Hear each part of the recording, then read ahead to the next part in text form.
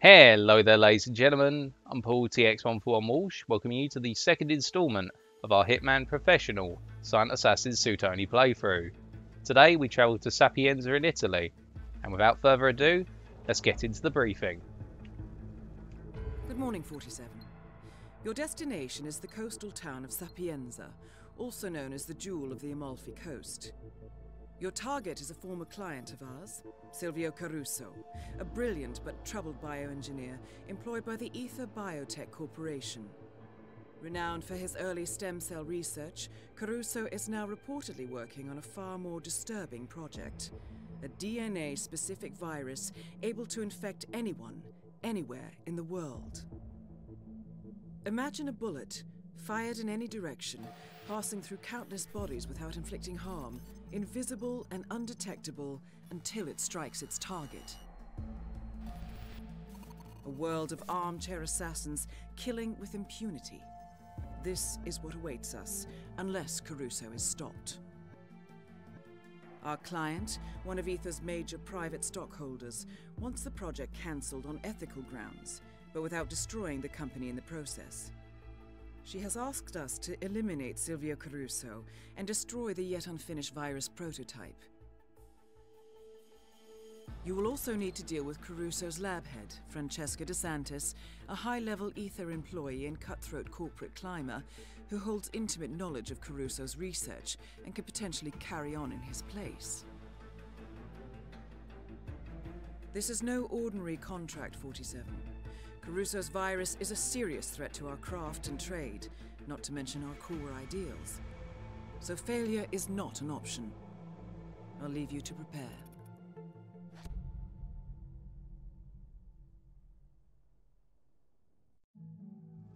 Okay, so with the briefing out of the way, just to show you that we are using the 47 signature suit as our suit, or our starting guys. We've got the ICA 19 pistol, the fiber wire, and the 3 coins for our gear, and our starting location is the default, i.e. the main square. Let's get to it.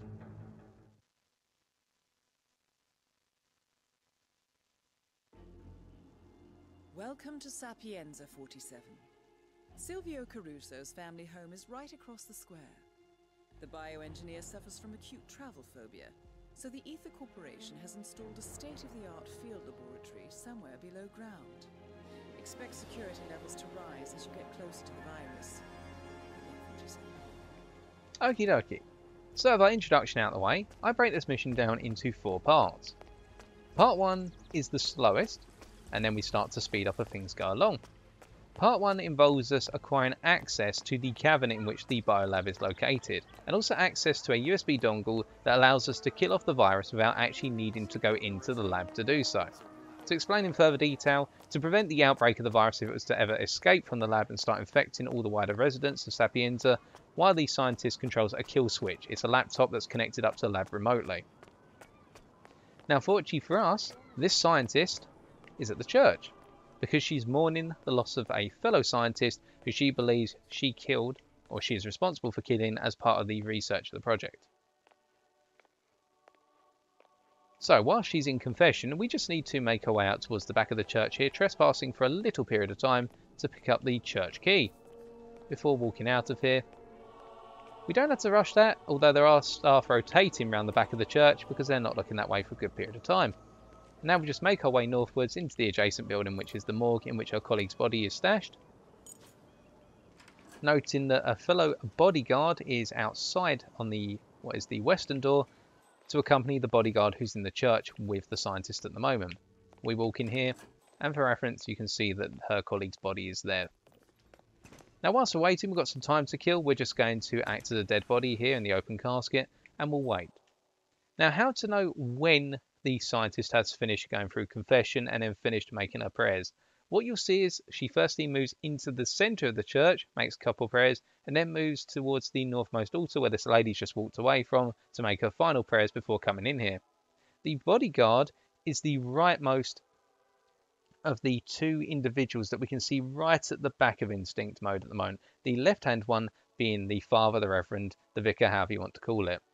When the bodyguard goes to move, he'll be moving to close up to the scientist as she starts to make her way towards the morgue, and that's when you know things are starting to transpire. We've got some waiting to do now as they finally finish confession. Now you'll note on the minimap as well, you can see that the scientist has now moved towards the northmost altar, but I don't use that as a reference because depending on the rotation pattern of the female civilians in the church, some of them will rotate up to the altar at the same time as her or at different times compared to her, and it can confuse you somewhat. So the best way of knowing which is going to rotate out of here is to just look at the bodyguard in instinct mode. If he starts to move, you know that the scientist is on her way.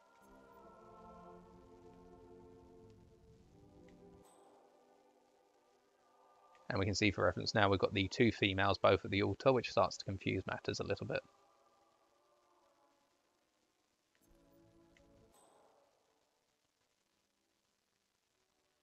And with the bodyguard now moving, you can see that the female scientist is starting to leave the altar, and that's where we can start to prepare to make our move.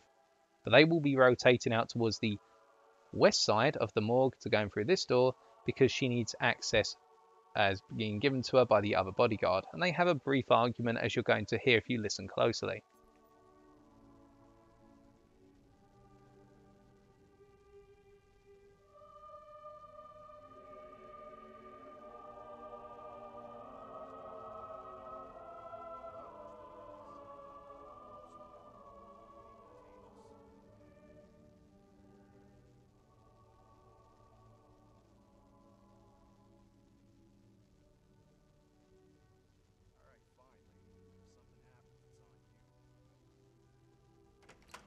Okay, so the scientist comes in, and a bodyguard from the church known as Bernard also comes in, although she'll ask him to respect her privacy. We can't move, however, because the father of the Reverend also comes in. So he comes in to give you some prayers because he's just noticed you in the open casket here. And that gives you time to let the bodyguard walk out as well. Meanwhile, she's grieving for her colleague. Now, nice thing about Father here is he doesn't take too long, as we can see, and as soon as he turns his back, we can start to get up. So, sneaking in behind her.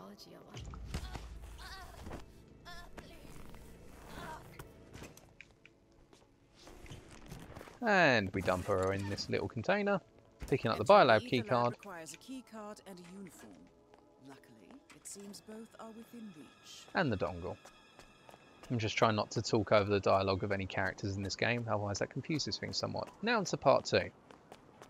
Taking out the CCTV and by proxy gaining access to the cabin in which the lab's located. So to do this, you don't have to do too much. All you need to simply do is rotate round the map anti-clockwise towards the southwestern corner of the Caruso residence, because there are a number of entrances to the lab not on the residence. We're going to be passing one, which is the less than ideal entrance for the purposes of this run, or the approach I take, run onto this cliff face here, which by the way is not a trespass cliff face. You can just run around here without issue, despite there being the CCTV camera here, which does spot you, but it's not going to suspect you by running along here, which I think is a little bit of an oddity myself, but I can see the reasons for it. We climb up here.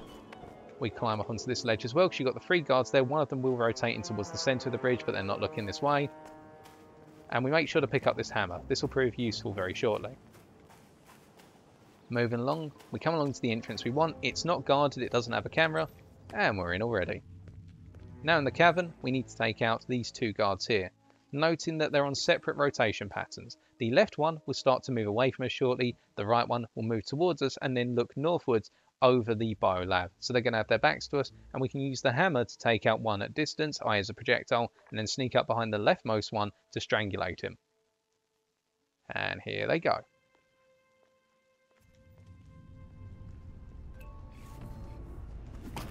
Uno.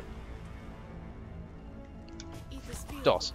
We made it. The virus prototype will be close by. Look for some type of quarantine unit. Okay, now you don't need to dump the bodies here, but I like to dump the bodies just to get them out of the way and give myself relative ease of mind that they're not going to get spotted at any point. You can leave the weapons on the floor because nobody rotates up to this area. The only thing you must do is pick up the hammer. The reason for this is because you're going to need 2 projectile weapons that you can lob later on. Well, sorry, I should say 1 projectile weapon and 1 that you can hit someone around the back of the head with. But more on that in a bit. Now here we're waiting for this guard to finish rotating because he guards the plane which we're going to use to escape, and there's also the camera there we need to be mindful of. But if you hide your hammer and run across quickly, you're not going to get spotted. Throw the hammer at the guard, that knocks him out, and then you can dump his body in this container here. Pardon me. Okay, now next bit, we need to very quickly get up onto the roof of this container in which the CCTV equipment's stored to take out this scientist. If you don't take this guy out and you start to move people out of the CCTV area, this guy will react to the sound of you moving people about or taking people out. So having knocked him out, and this also gives us access to this laptop for later on where we're going to destroy the virus, but not yet, I'll explain why shortly. We can now move on to taking on the CCTV room. Now unfortunately there are two guards who stay in that room regardless of what happens unless you pull them out of the room using tools in order to be able to create noise or coins, and this will move them out of the room. We drop the wrench to move the first one. He comes out very quickly, so you need to be quite fast when doing this. As we can see, he's come out once. We drop the wrench again further away behind this set of barrels, and he moves to investigate. We just do a little bit of ring the roses here. Good night. Okay, now we just move his body into this conveniently placed dumping container here. We could throw him in the acid bath, but then we'd lose our silent assassin rating, so it will kill him, as you would perhaps expect. Pick up his pistol so no suspicious activity can be confirmed by the other guard, who we now use the same practice on again. But because he's further into the room, you have to throw your distraction projectile closer to this set of stairs to get him to move in the first place. Starts to move, and once he's moved out of the room and down the stairs, you can drop your projectile again, making noise, and it will move him further away into the position you ideally want him to be in, behind these barrels, to take a swipe at his skull.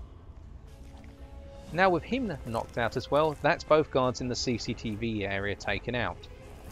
And by doing it at this decent pace, it means that the third guard who goes into the little building container, however you want to phrase it, to every so often have a look at the CCTV equipment, he hasn't rotated in that fashion yet. As we can see, there's only one of the scientists in here.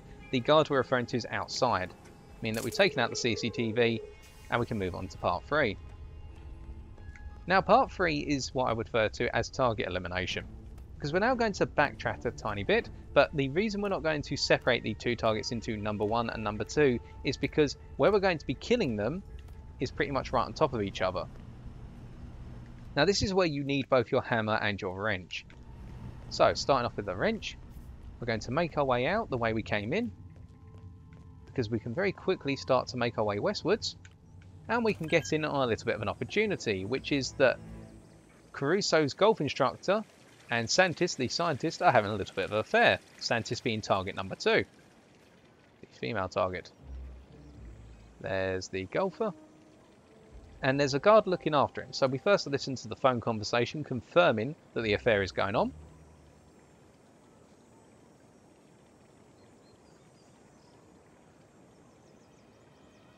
Francesca. I know. I'm not the one who calls. I did say that. Hey, that can change. So, did you get my message? Music to my ears. We'll meet up in Hilton. I'll call you as soon as Caruso lets me off the hook. He's unusually patient today. No, please. Surprise me. Ciao. Okie dokie, now he rotates back in towards the centre for a little bit, either centre of the outdoor section of the residence. And as he does that, as soon as he walks past the guard, we use one of our 2 projectile weapons in order to move the guard out of position, i.e. distract him.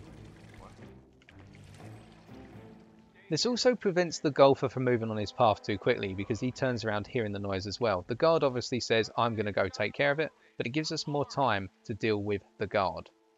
Now you have to stay close to the wall, because otherwise the guard is going to notice you, and this will slow things down.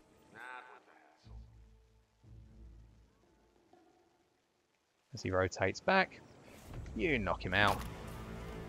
Now quickly, whilst the golfer is engrossed in taking a drink, we pull the guard away. Now here's something I would refer to as a bit of a glitch. If I dump the body over the cliffside right now, this kills off the guard, and actually costs me my silent assassin rating. If, on the other hand, I just pull his body close to the cliff edge, it falls down over its own accord. And what that means is that he doesn't die. So I don't compromise my stunt assassin rating, and I actually get rid of the body, as we'll see. Eventually, if gravity would work, there we go. Oh, gravity doesn't work today. Well, that's it. There we go, finally. In the meantime, we'll just let the golfer head over to pick up his phone.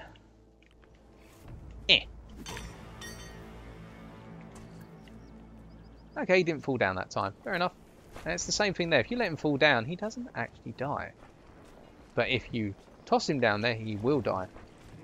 So we'll just let him fall down there. Disposal point for the bodies, and we can pick up the phone, plus the crowbar we also acquired. You can pick up a crowbar from the wheelbarrow. Now, we make the phone call through to Santis. It's me. Roberto, Silvio let you off early. I want us to meet. Your room. I should say no.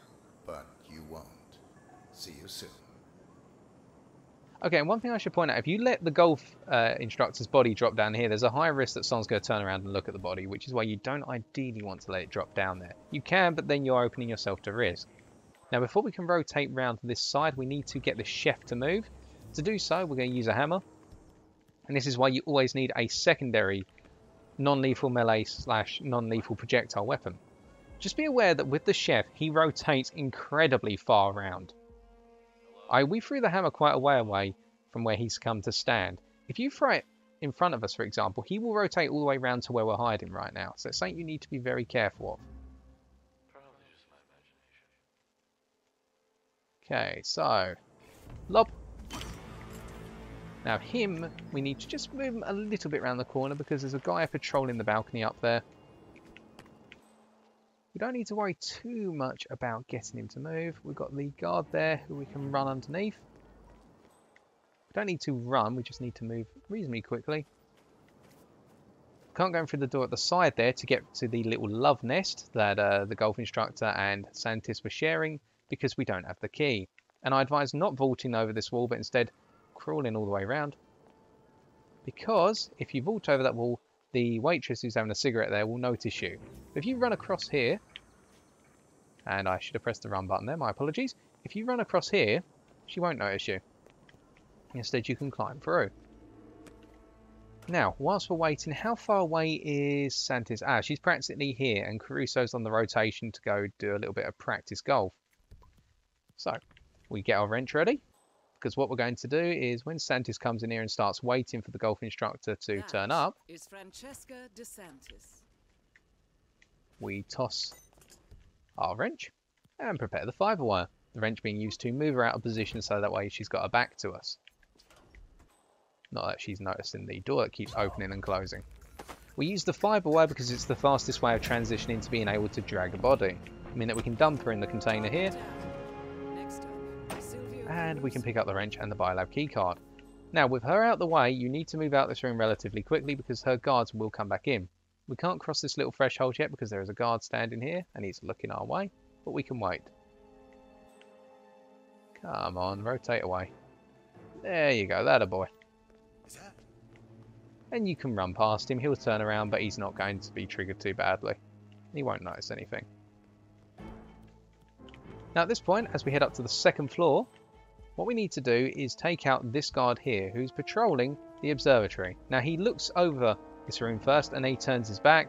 We're going to hit him whilst he's got his back turned to us, throwing the wrench, so that way we run no risk of being spotted as we sneak up behind him. And fortunately for us, there's a container in which we can dump his body. Picking up the wrench, we very quickly open up the observatory. Now why am I doing this? Well, if we look over the room here, our target, Caruso, when he comes into this room, he's on a regular circle, which enables him to do so. He will go towards the desk. Now, I don't know why I'm pointing, because you can't see it from behind my perspective, but that's a force of habit, the way I explain things when I'm in the office or talking to people in normality. But he will rotate towards the laptop on the desk there, and he takes a path which means he doesn't actually walk underneath that sun. Now, if we look above that sun, we can see that there's the little model there. Not sure what you call that, planetarium? Planetarium model? We'll roll with that, the planetarium, why not? That, if you shoot at it, will drop directly onto the center of the circle with the sun. But in order to get him to stand there, you need to open up the observatory. Otherwise, he won't stand there. He actually takes a shortcut and you'll miss your opportunity. And that's why we need the pistol. To catch him as he moves into the centre circle. Pop.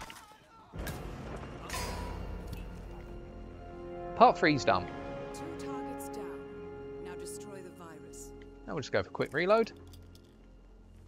Okay, so the lovely thing about this is, because it's an accidental kill, it means that the 2 guards that were with him are not going to go on a major search pattern. And the lovely thing about this staircase one right now is if you go all the way to the bottom of it, as we can see the guards search for a very brief period of time, if you go all the way to the bottom of it and go through this door using your biolab keycard, you literally come in, if I can get off the bloody wall, you literally come in the same area you'd come in if you went through the back door that we went through earlier.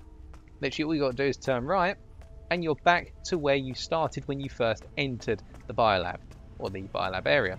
Which means now we just drop down this pipe for a second time. We're rinse and repeating essentially. Sliding down here. And we head up onto the roof of the container in which the CCTV equipment was stored. Because that's where the kill switch is for the virus. Now this being part 4, essentially kill virus and escape, we have to move fast. So we destroy the virus.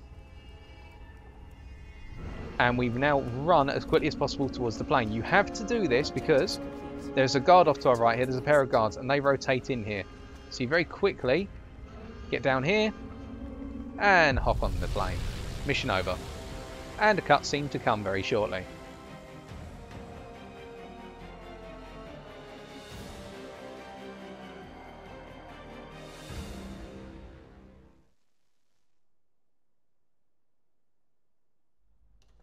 Ether Security's in the dark about the incident. A few at the company knew about the virus. Not even the board.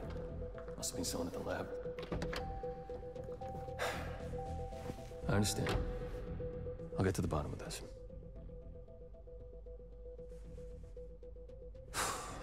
Boss is unhappy.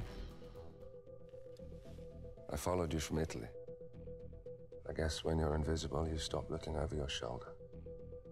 You did this. Iago exposed you. ICA did the heavy lifting.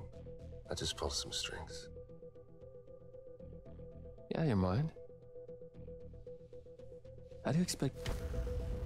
I play dirty. That's how you defeat a stronger opponent. You strike from behind. Now give me the key. You have a family? Trust me, if there's a weakness, Providence will find it. I'll take my chances. The key. Fine.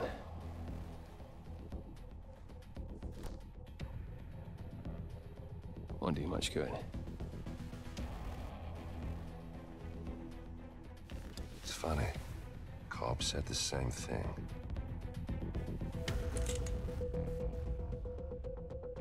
Thank you, messenger. Don't.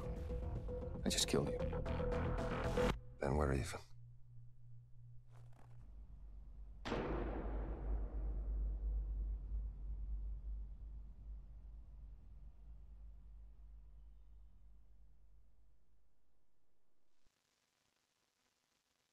Okay, well, with the cutscene over, we can see that we picked up our Silent Assassin rating.